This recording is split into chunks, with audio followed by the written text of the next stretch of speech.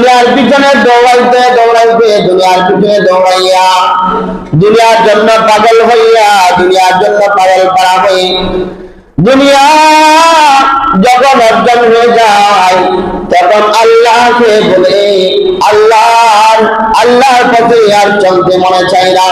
এমন কিছু মানুষ দুনিয়াতে আছে যারা দুনিয়ার জন্য কাঁদে, দুনিয়ার পিছনে দৌড়ায়, আল্লাহর কাছে চেয়েছে, আল্লাহর কাছে প্রার্থনা করে করে আল্লাহ আমাকে এই দাও, আল্লাহ আমার এই সমস্যার সমাধান দাও, আল্লাহ আমি এই বিপদে আছি উদ্ধার করে দাও, আমাকে এই বিপদ থেকে আল্লাহ তুমি বাঁচাও।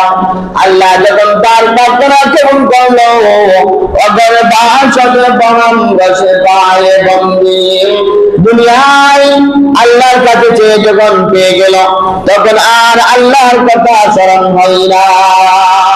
এরকম অসংখ্য মানুষ আমাদের সমাজে আছে।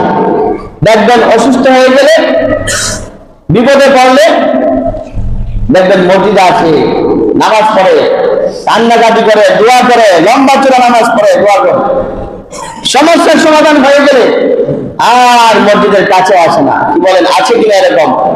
ব্যবসার মধ্যে লস খেয়ে ফেলেছে, ধরা খেয়ে ফেলেছে, দেখবেন দৌড়াইয়া কোনো রাস্তা পাই না, হুজুরের কাছে আসবে, মসজিদে আসবে, দোয়া চাইবে, কান্নাকাটি করবে।